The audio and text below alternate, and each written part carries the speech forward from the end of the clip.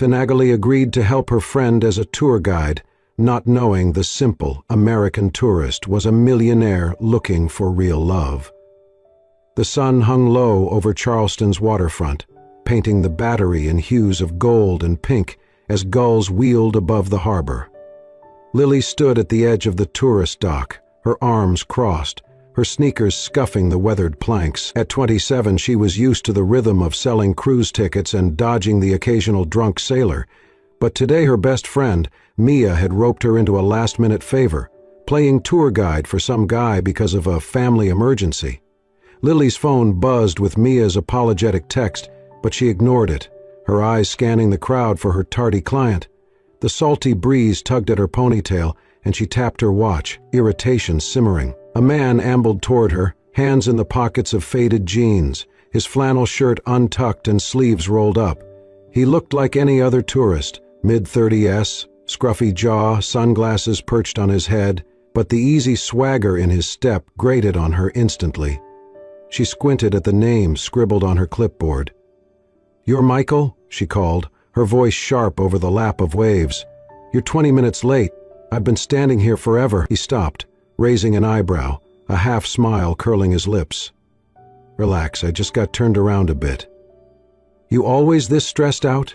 Lily's jaw tightened, her fingers gripping the clipboard. "Stressed? If you don't respect my time, I'm not dragging you around Charleston all day." He chuckled, unfazed, adjusting his sunglasses. "All right, fair point. But I'm here now, so let's make it work, yeah?" His tone was light, teasing, and it only fueled her annoyance. She exhaled through her nose, forcing a tight nod. "Fine, follow me. Boat's this way."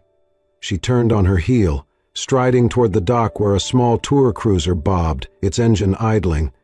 Michael kept pace, his boots thudding behind her, and she could feel his gaze, curious, maybe amused, burning into her back. They boarded, and she launched into her rehearsed spiel about Charleston's history, pirates, plantations, cobblestone streets, but her words clipped short whenever he interrupted with a question, each one oddly specific, like he already knew half the answers. "Why'd they build the Battery so low?" he asked, leaning on the rail as the boat cut through the water. "Seems like a flood waiting to happen." Lily shot him a look, her ponytail swinging. Well, that they didn't. They didn't plan for hurricanes back then. "You gonna quiz me all day?" "Maybe," he said, grinning. "You're good at this. Got a spark."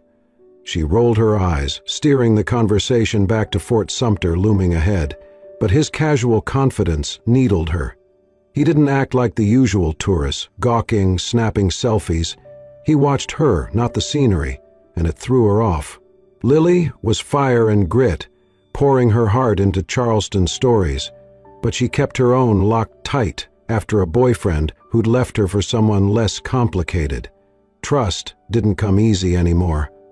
Michael, though, wasn't what he seemed either. Michael Hayes, 35, wasn't just a guy with a backpack and scuffed boots.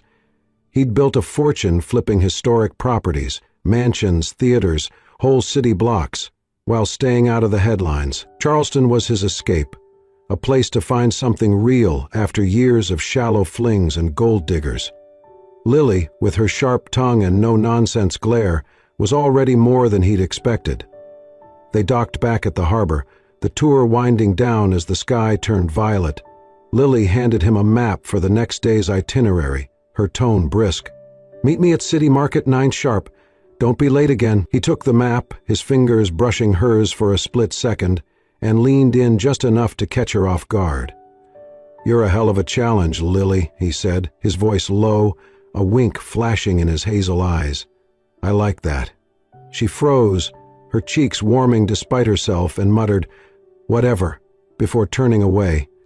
As his footsteps faded into the crowd, she stood there, clutching the clipboard, her heart tripping over itself. Michael Hayes was trouble, she felt it, but something in his grin made her wonder what kind of trouble he'd bring. The morning sun spilled over Charleston's cobblestone streets, casting long shadows as Lily waited at City Market, her clipboard tucked under her arm. She'd barely slept, Michael's parting wink from yesterday looping in her mind like an annoying song.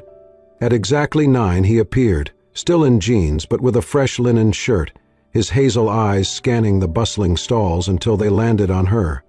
She ignored the flutter in her chest, nodding curtly.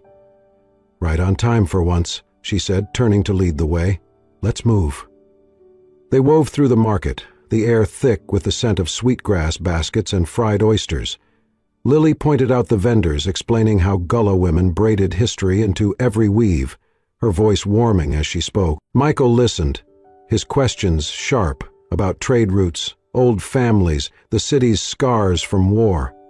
"You know this place like it's your blood," he said, pausing at a stall to finger a woven coaster. "Born here?"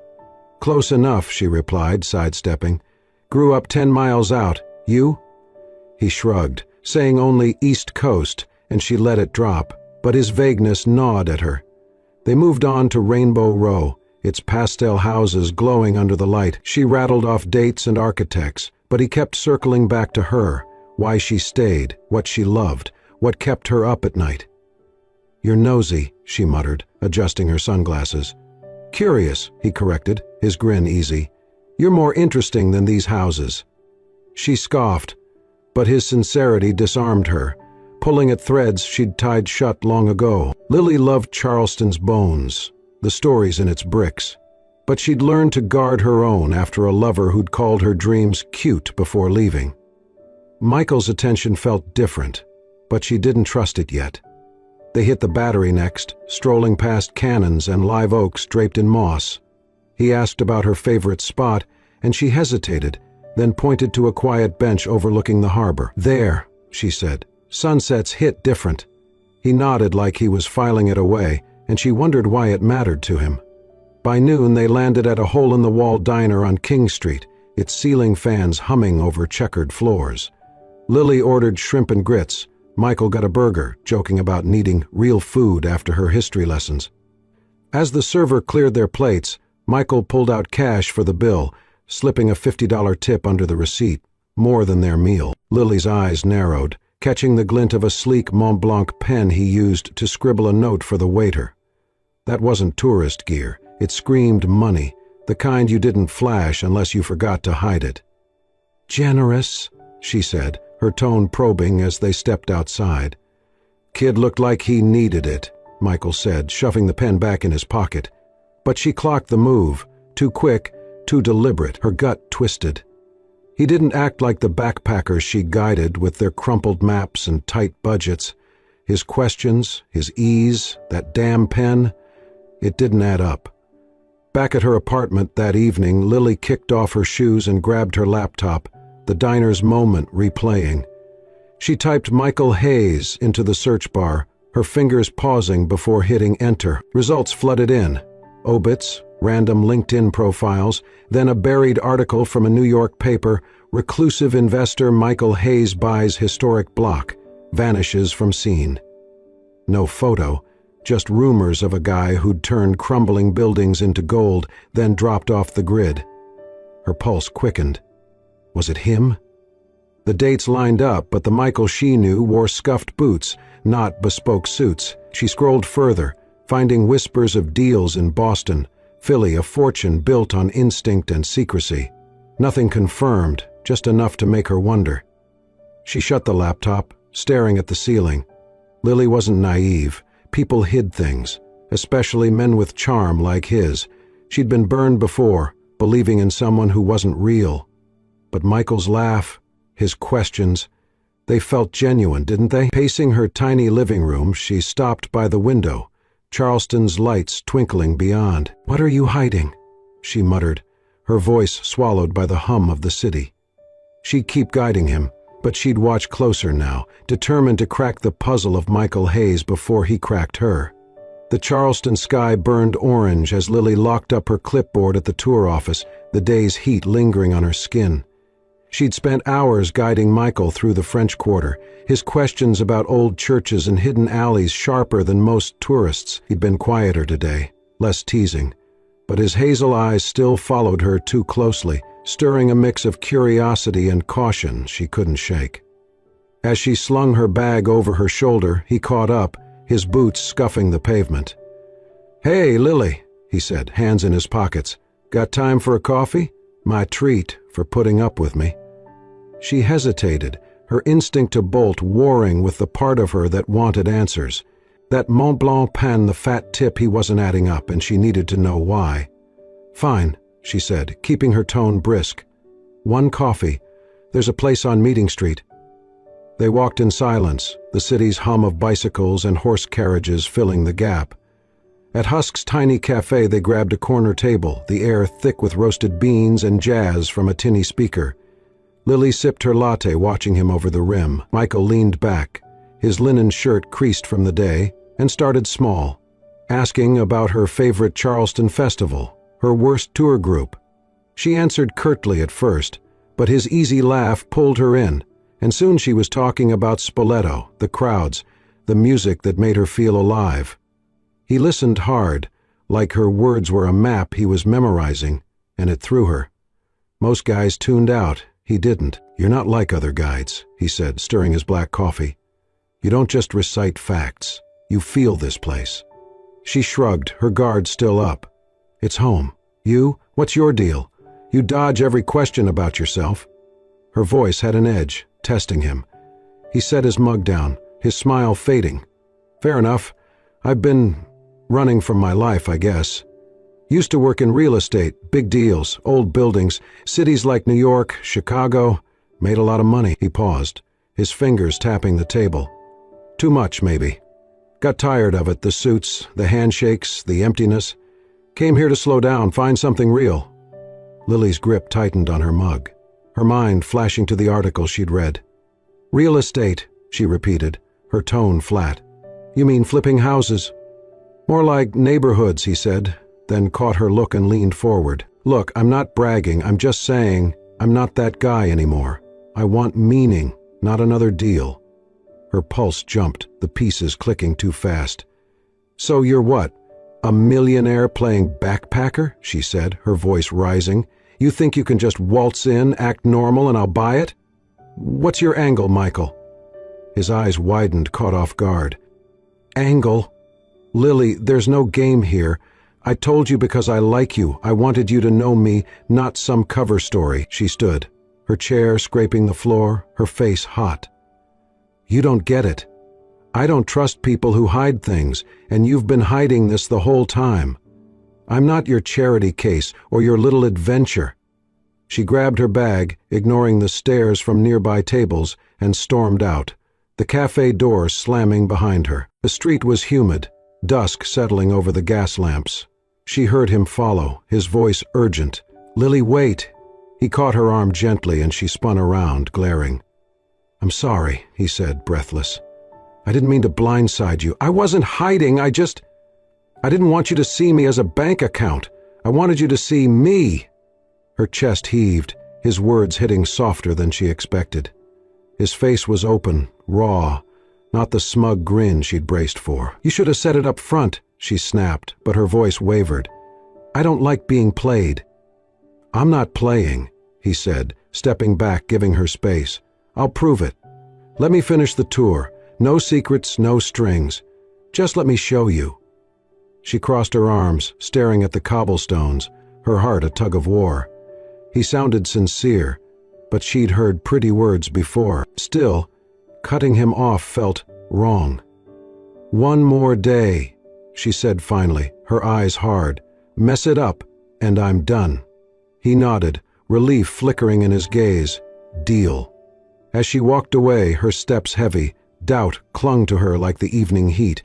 Michael Hayes was more than he seemed, maybe too much, and she wasn't sure she could trust her instincts to tell the difference. The Charleston air was softer today, carrying the briny tang of the sea as Lily led Michael down a sandy path to Folly Beach, the tour's pace slower, less scripted. After their coffee shop clash, she'd kept him at arm's length, but he hadn't pushed. His questions stayed light, his grin cautious, like he was walking on glass. She pointed out the lighthouse in the distance, its white tower stark against the blue, and rattled off facts about shipwrecks. Her voice steady, but Michael nodded, hands in his jeans, his hazel eyes catching hers whenever she glanced his way. They wandered to a quieter stretch, dunes fringing the shore, and sat on a driftwood bench. the waves a rhythmic hum. He asked about her life beyond tours, what she'd do if money wasn't a cage. She hesitated, her sneakers digging into the sand. "I'd open a cultural center," she said, almost shy. "A place for Charleston stories, gullah music, old recipes, history kids could touch." "Dumb, probably." "Not dumb," he said, leaning forward, elbows on his knees. "Sounds like you, saving what matters." His tone was warm, no trace of the slick charm she'd braced for. It loosened something in her, and they talked longer, about street festivals, her dad's low-country boils, the way she'd sketch houses as a kid, dreaming of their secrets. Later they hit Middleton Place, its gardens a maze of camellias and ancient oaks. Michael trailed her through the paths, asking about her favorite memory here. "Summer concerts," she admitted, pausing by a reflecting pool. Lying on the grass, music everywhere, felt like the world made sense. He smiled, like he could see it, and she wondered why his quiet felt so safe.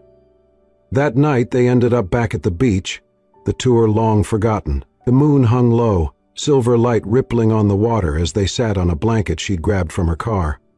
Michael stared at the horizon, his usual ease gone. "I got burned once," he said, voice low. "Girl I thought I'd marry. She loved my wallet, not me. Ran off with half my savings when I proposed. Taught me to hide who I am."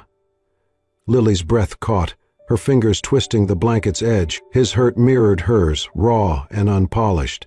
She swallowed, then spoke. "Mine was simpler. Guy I loved said I was too much, too loud, too stuck in this town. Left me for someone who didn't care about anything." Her voice cracked and she looked away, the waves blurring. Michael turned, his gaze steady. "He was wrong. You're not too much. You're real. That's rare." His words landed soft, like a hand on her shoulder, and she met his eyes, seeing no pity, just truth. The air between them thickened, charged with something neither named. She felt her walls wobble, the ones she'd built after betrayal, and it scared her as much as it thrilled her. They sat there, the tide creeping closer, their shoulders inches apart. She wanted to lean in, to let go, but the ghost of old wounds held her back. Michael didn't push, just stayed, his presence solid against the night's chill. "You ever think people can start over?" he asked, tossing a pebble into the surf. "Sometimes," she said, her voice barely above the waves. "If they're brave enough." He nodded, a faint smile breaking through. "Guess we'll see."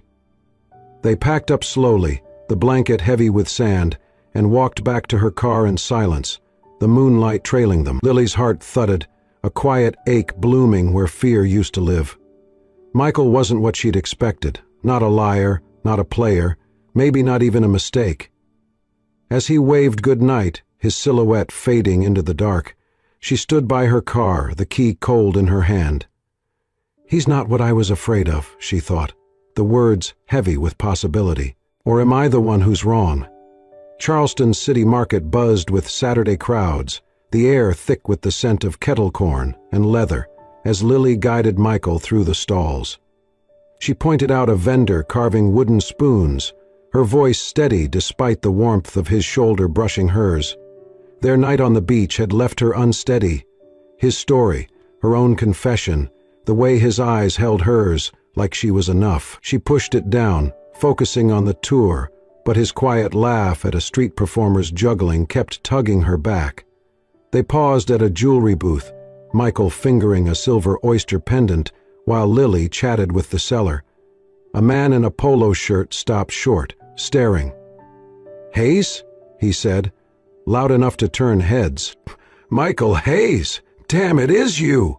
Michael stiffened, his hand dropping the pendant, but the guy was already pulling out his phone.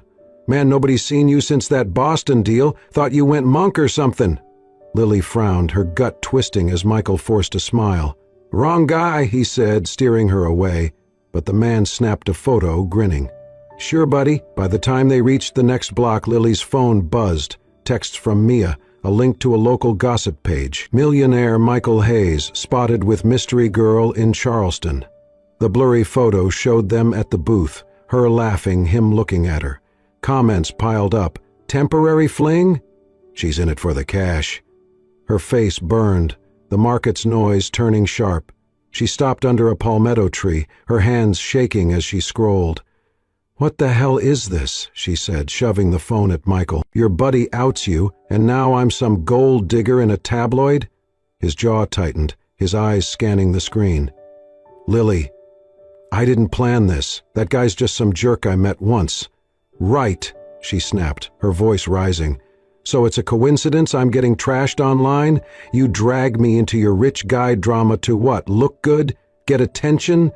Her chest heaved, old betrayals roaring back. She'd trusted him, opened up, and now she was a punchline. "Lily, no," he said, stepping closer, his voice low but urgent. "I don't want attention. I came here to get away from it. I'm sorry this happened, but I'd never use you." His hand reached for hers, but she pulled back, her eyes blazing. "Then why am I the one humiliated?" she said, tears pricking. "I didn't sign up for this. Tour's over, Michael. Find someone else to play your game." She turned, shoving through the crowd, her sneakers pounding the pavement as she left him standing there. By evening, she was holed up in her apartment, the curtains drawn, her phone off to block the notifications. A knock came, soft, insistent. She opened the door to Michael, his shirt rumpled, his face drawn. "Hear me out," he said before she could slam it. "I called in favors, editors, that post's down, and I got the guy to shut up. Nobody's printing your name." She crossed her arms, leaning on the doorframe. "Why should I believe you? You're good at hiding things." "Because I care about you," he said, his voice raw. "Not headlines, not deals. You. I messed up not warning you this could happen, but I'm trying to fix it. Give me a chance to prove I'm not playing you." His eyes held hers, steady, pleading, and she remembered the beach, the way he'd listened, the hurt he'd shared. Her anger cracked, doubt seeping in. "You've got one shot," she said, her voice hard. "No more surprises, or I'm gone for good." He nodded, relief softening his face. "No surprises, I swear." He stepped back, leaving her doorway empty, the night quiet except for her racing pulse. Lily shut the door, sliding down against it, her head in her hands. Michael's world was bigger, messier than she'd imagined, and she wasn't sure if his promises held weight. She'd stay, but worry gnawed at her. What did he really want, and could she survive finding out? The Cooper River glittered under the late afternoon sun, its banks fringed with marsh grass, as Lily spread a checkered blanket near Ravenel Bridge. She'd agreed to one last tour day with Michael, her nerves raw after the market scandal, but his quiet apology and quick fix with the gossip page had kept her from walking away. He'd suggested a picnic, no itinerary, just them, and she'd brought sandwiches and lemonade, trying to ignore the warmth in his smile as he sat across from her, his jeans dusted with sand. They ate slowly, the hum of cicadas mixing with distant boat horns. Michael asked about her childhood, bike rides through Charleston's alleys, summers shucking corn with her mom, and she answered, her guard softening with each laugh he drew out. He shared less, but when he did, stories of sneaking into abandoned buildings as a kid, chasing ghosts of history, she saw the man beneath the money, the one who'd chosen her beach confession over a penthouse. Still, doubt lingered, heavy as the humid air. As the sun dipped, he leaned back on his elbows, his hazel eyes catching hers. "Lily," he said, his voice low, deliberate. "I need to say something. I'm falling for you, hard. Not because you're my guide or some story I tell myself, because you're you, sharp, real, everything I didn't know I needed." Her breath stopped, her sandwich forgotten in her lap. The words hit like sunlight, warm and blinding, but fear rushed in colder. "Michael, don't," she said, her voice tight. "You can't just. You live in a different world, mansions, jets. I'm a ticket girl with a studio apartment. This doesn't work." "It works if we wanted to," he said, sitting up, his hand hovering near hers. "I don't care about the rest. I care about us." She shook her head, standing, the blanket bunching under her feet. "There's no us. You're dreaming, and I've been hurt too much to dream with you." Her chest ached, his sincerity cutting deeper than she'd expected, but she turned away, grabbing the picnic basket to anchor herself. The next morning, they rented bikes to ride the West Ashley Greenway, a quiet trail fringed with pines. Lily pedaled ahead, her ponytail bouncing, trying to outrun the memory of his confession. Michael kept pace, his silence heavy but patient. The path narrowed, roots snaking across it, and her front wheel caught one, jerking hard. She flew forward, hitting the dirt with a gasp, her knee scraping raw against gravel. "Lily?" Michael was off his bike in seconds, kneeling beside her, his hands gentle but urgent as he checked her leg. "You okay? Don't move yet."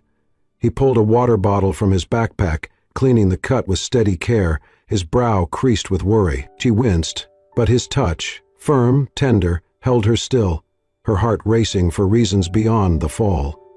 "I'm fine," she muttered, pushing his hand away, but he stayed close, wrapping a bandana around her knee like it was second nature. "Stop fussing," she said, but her voice shook, his concern cracking her walls. No one had looked at her like that, like she was fragile but worth saving.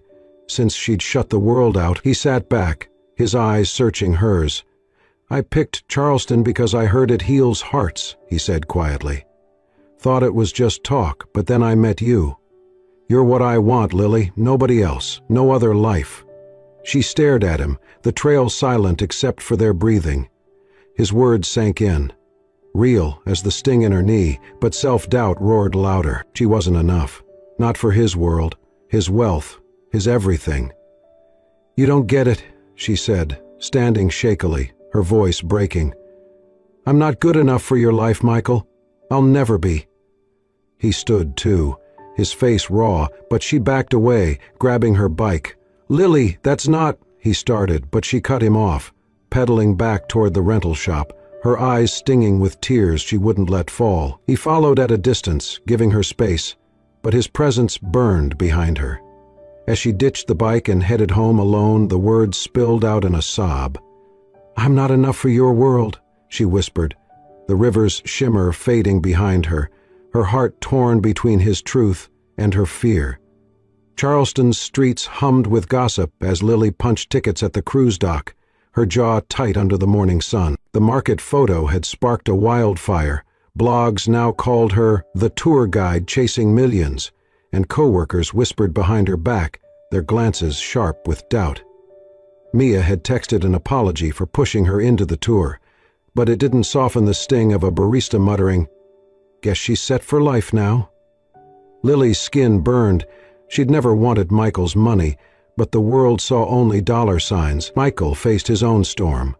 Old contacts from New York, hedge fund types, yacht owners flooded his phone with smirks disguised as texts.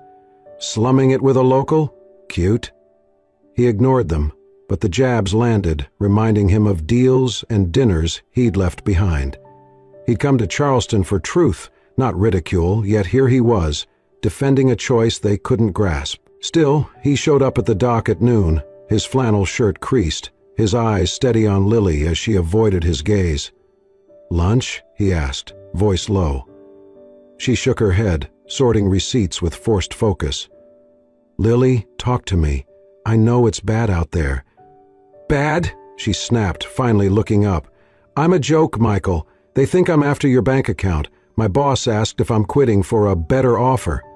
"I can't do this," her voice cracked, her hands trembling. "We should stop before it gets worse." He stepped closer, the dock creaking under him. "Stop? No. I'm not running because people talk. Neither should you."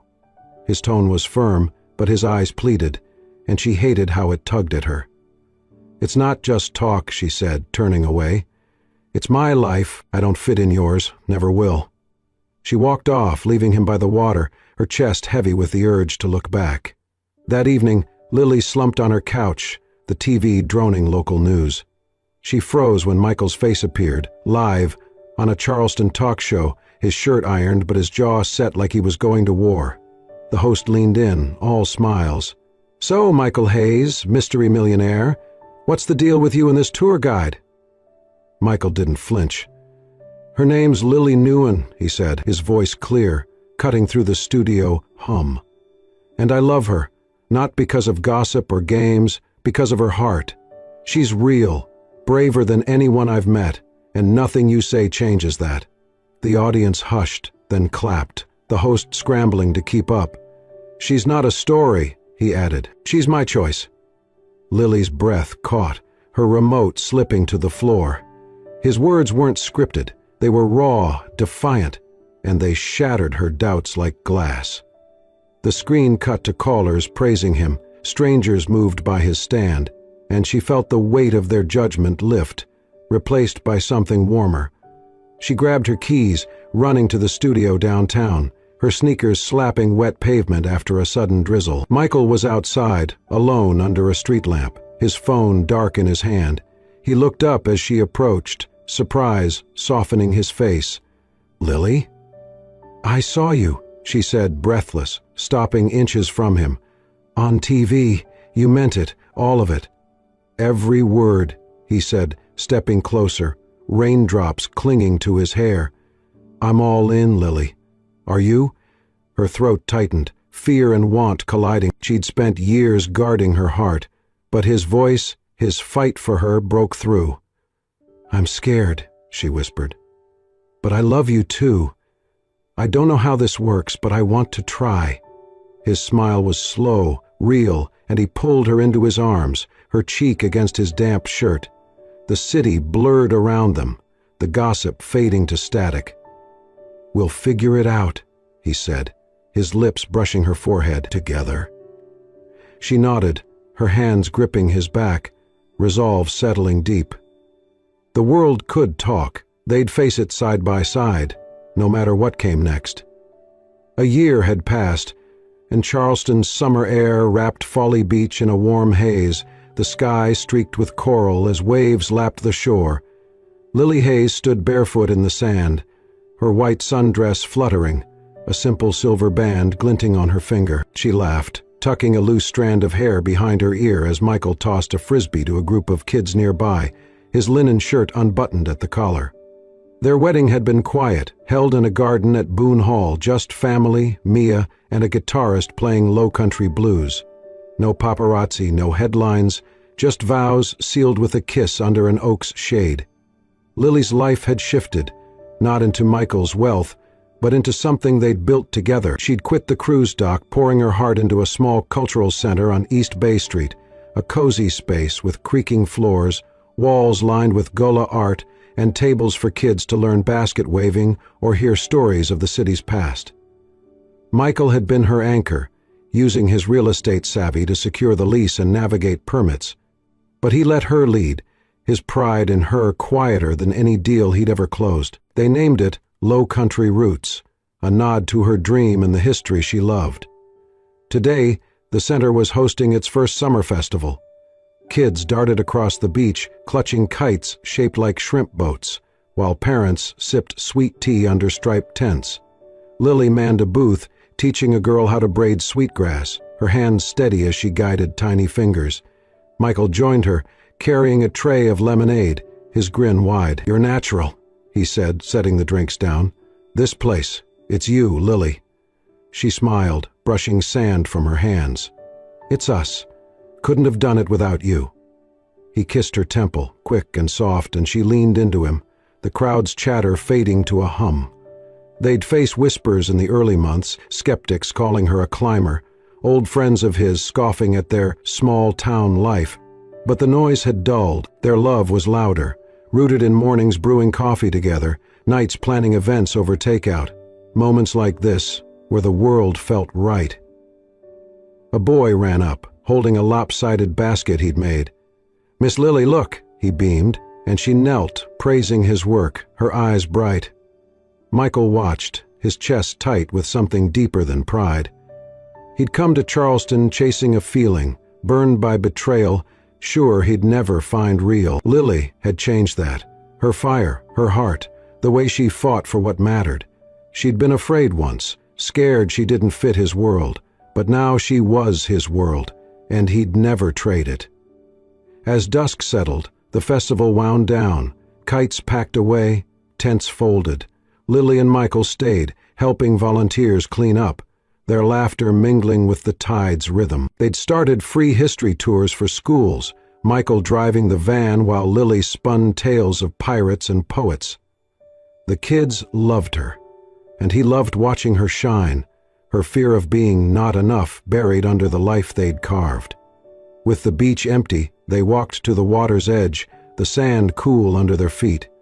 The horizon glowed amber, the sun sinking slow, and Lily slipped her hand into his, her ring catching the light. "Year 1, she said, her voice soft. "Still can't believe we made it." He pulled her close, his arm around her waist. "Believe it. You're stuck with me." She laughed, nudging him, but her eyes held his, warm and sure. They'd faced doubts, scandals, her own ghosts of heartbreak, and come out stronger, not because of money or luck, but because they chose each other every day. The waves rolled in, gentle and steady, and they stood there, silhouettes against the fading day. Charleston stretched behind them, its spires and secrets a quiet witness to their story, a tour guide who'd sworn off love, a millionaire who'd hidden his heart, finding home in each other's arms. As the last light vanished, Lily rested her head on his shoulder, the sunset sealing a truth. Their love wasn't just real, it was unbreakable, a tide that would carry them through anything. Charleston's sunset faded to a soft purple, the waves whispering against Folly Beach as Lily and Michael stood hand in hand, their shadows blending into the sand.